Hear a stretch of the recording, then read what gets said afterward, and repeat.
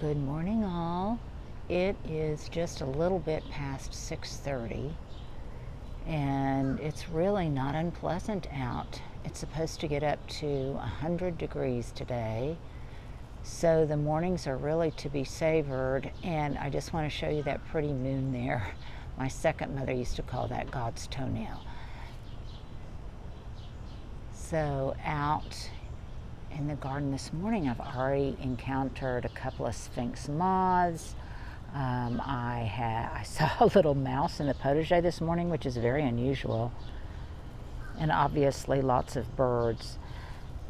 So you can already tell that I am doing this solo because Stewart is in Las Vegas this week, and he's taking a little vacation. So I am going to do this Wednesday walkabout the way I used to do them before Stewart and I ever got together. And that was just like this, just me talking into the camera, talking with you.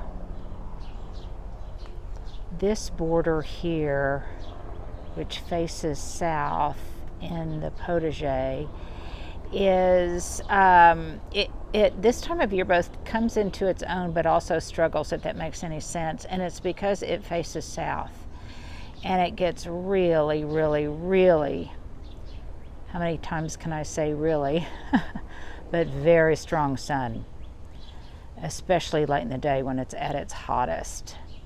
Consequently, I have only put tough candidates in here.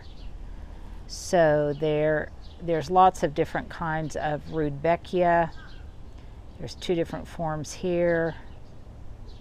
There's some regular goldsturm that's getting ready to come into bloom.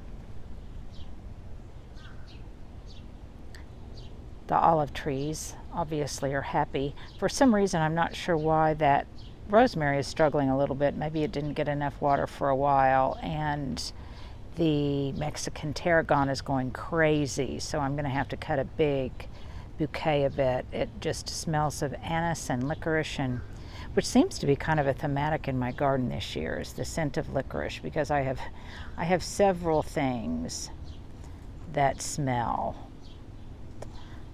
like black licorice or anise. I moved a couple of pots into this flower bed, which made the surrounding areas far less cluttered, which was kind of my goal for this year. And there's some bloom, but there's not a lot, and that's one thing. Definitely do not beat yourself up over it, because once it gets much above 95, things aren't going to spit out a lot of bloom. They are just trying to survive. Now, it's supposed to get up to 104 next week. Somebody also said even maybe 107. But then we're supposed to have a cool spell. So I am waiting on several things for... Now, I don't have a lot of planning to do, and I typically don't do a lot of planning in the summer. But I do have some to do, and I will reserve that for when it gets a little bit cooler. Boy, the sunshine ligustrum is just... It's just like a neon light in the garden. I'm really pleased with the performance of the two boxwood balls that I dug up from other parts of the garden. I think both of those were in the front, and put them in at grounding points of the potager, and I'm really pleased with the way they look. I'm doing this kind of close up, so things you're getting to see a little bit more of the scruffiness. This is my next quadrant that needs an overhaul, and that is the dill quadrant. You can see that it's starting to dry out, going to seed. I will let some of it go to seed, and then I'm going to pull this out. Look there is a tomato that volunteered, and it's got little babies on it, little tomatoes. But this will come out, and then I'm trying to decide what to put back in here. If I want to put some okra in there, some basil, some more peppers. I'm trying to decide. I finally got all of my eggplant in, and it even though it's hot, it really still is pretty beautiful out here. I did, I'm trying to get back on Instagram, so I did a post on Instagram recently about the importance of protecting your mornings, because this is the only time of day it's really pleasant and cool out here. And I don't want my mornings to be interrupted with lots of, let's just say, lots of noise.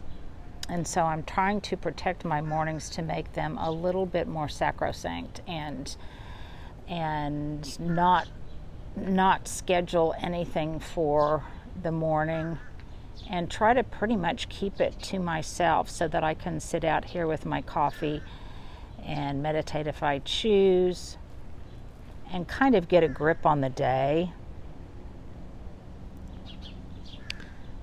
And I haven't even, usually I try to, if there's going to be garden visitors, I try to schedule them for the morning, but I'm not even doing that right now. And it's very interesting to me. This is the hottest time of the year in the garden, and not necessarily the most beautiful. So I'm surprised at how many of you have come by. Just so many of you have come by to see the garden from all over the country. And I decided it must be because people are on vacation, and that's when they can come by. There were some people here from Mississippi yesterday, South Carolina, Colorado, New Jersey,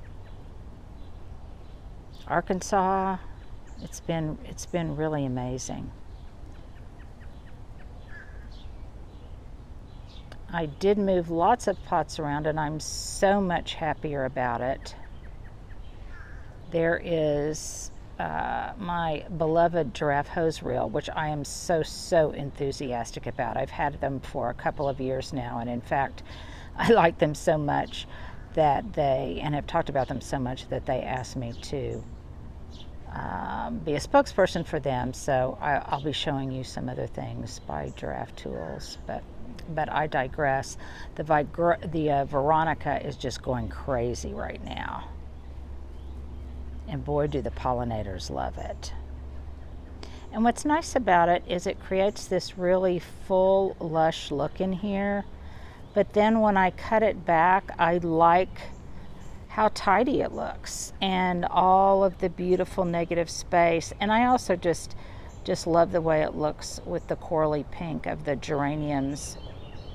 And I added a couple of pots of New Guinea impatiens in a darker tone of that corally pink I like so much. Speaking of putting boxwood in pots, these are doing very well too. Boxwoods transplant very easily. And these are interesting because of the skeletal profile of the stems. But they're very happy. They need a little bit more of a clipping, but I won't do that yet. I'm really wanting them to grow out and be full and bushy. The hydrangeas have performed well in the company of the geraniums, and there's a lot of late buds coming on some of the mop heads. The Annabelles have toppled over a bit. And I need to cut a big bouquet of the snowflake oak leaf hydrangeas because they're just huge. Let me do a close-up on those because they are just so reliable, and they just respond beautifully with very little attention. They've got almost a primeval quality to them.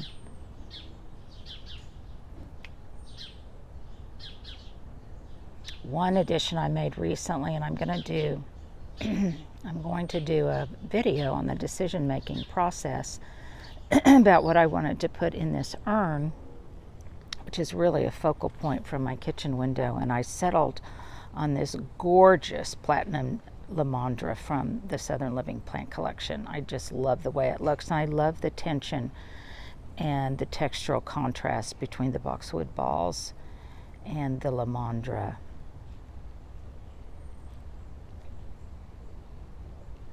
Sadly, very sadly for me,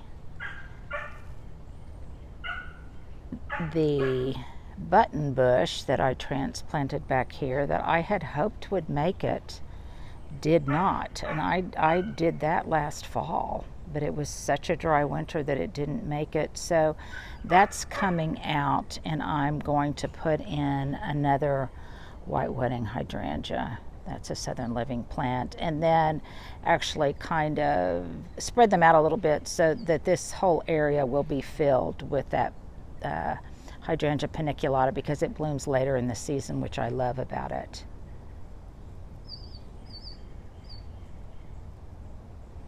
This plant that I got at Bustani is just making a beautiful topiary, and I won't talk about it a lot because I'm going to save that for a little bit later when I share with you one of my favorite plant identification apps. The orange rocket it was planted later and smaller than the golden barberry, so I'm going to cut back the golden barberry a little bit so that orange rocket, the darker ones, can play a more prominent role. These crepe myrtles, this is an early bloom crepe myrtle, is in bloom. And then here's my example of something that I really noted at Linda's garden when we did that garden tour the other day, that magnificent garden on the lake. And that's the way she used perennials as almost like blooming shrubs. And if they can continue to bloom without having to be divided, then it's just a wonderful way to use them in that fashion for them to really make a presence in the garden, because it takes large specimens and large amounts of things to really make an impact. There's some coneflower. So this is about to pop in a beautiful pink. There's just one that is starting, but this whole mass will be in pink, which is a hue of the coneflower. And it is, since I pruned up this Weigela, it's under the canopy of the Weigela. And there's some other changes to that section of the bed that I will show you later, but right now it needs a really good top dressing of some compost that I have waiting in the wings. And I need to wrangle a bunch of compost bags back here. I may have to get some help with those 40-pound bags. That's something that I'm very bad about. I get impatient and I try to wrangle them, and then I end up hurting myself. Now, I think I last year maybe unofficially declared August as compact myrtle topiary month because they thrive in this kind of weather. There's some over here. They can take full sun.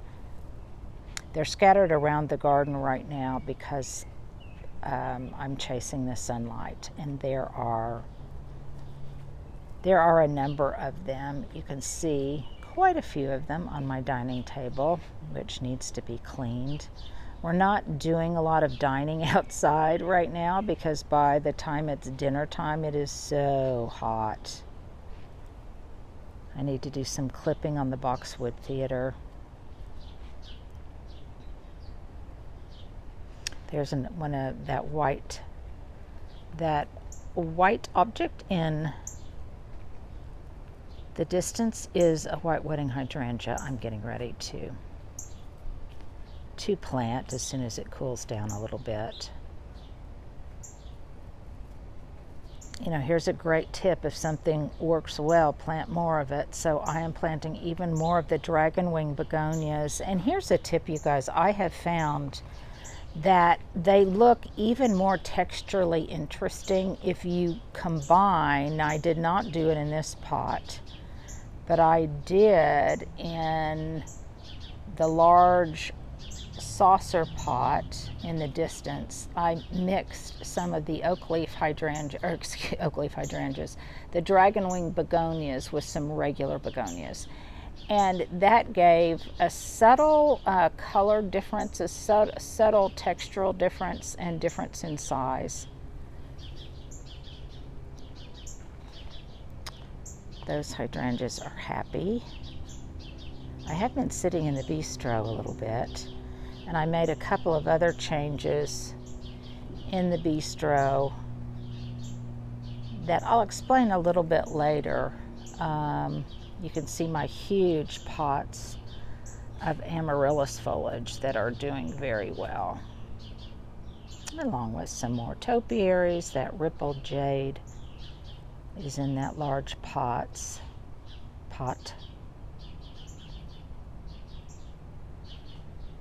This Terra oak leaves are spectacular, turning their characteristic limey color. You can see that little bit of color of the dragon wings that I planted in this window box, which is starting to absolutely just go crazy. Last year was empty. I found a picture of it, and I need to do a before and after to show you really the difference.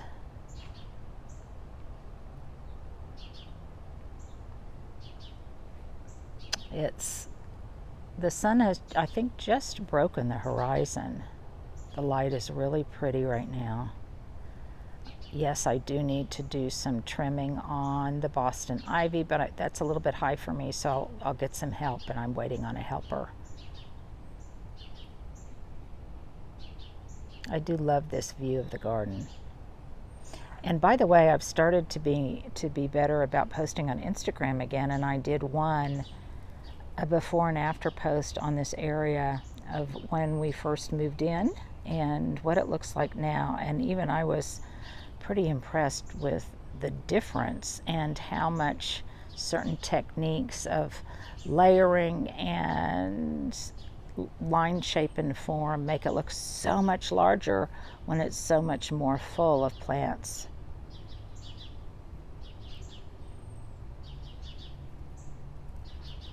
Let me come over here to the back porch.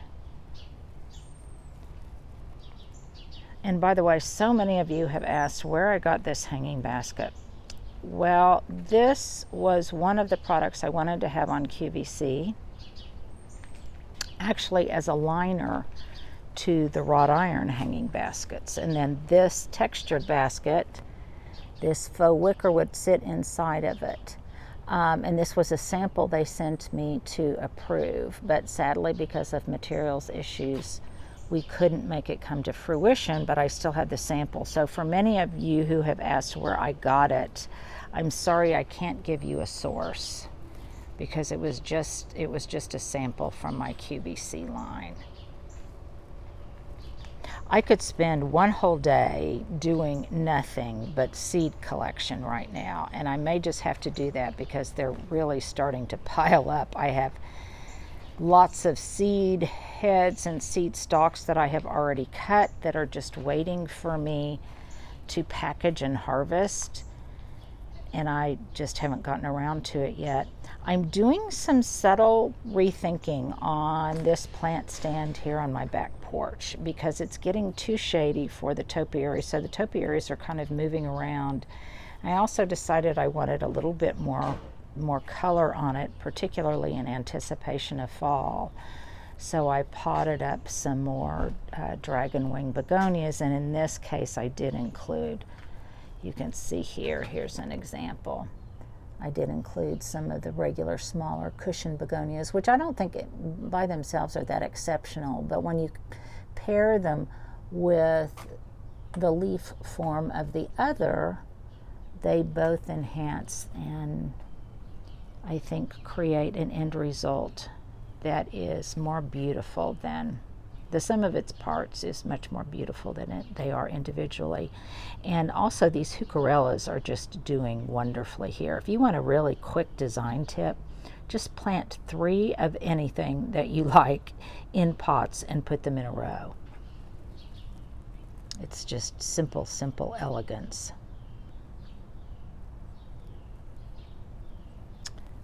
Well, I am going to get on with my day. My trainer is going to be here before too long. And hopefully I didn't wiggle the camera too much and you were able to enjoy a bit of the garden this morning on this walkabout. I haven't been in my own garden a lot here recently. We've been on the road. So from my garden to yours, happy hump day.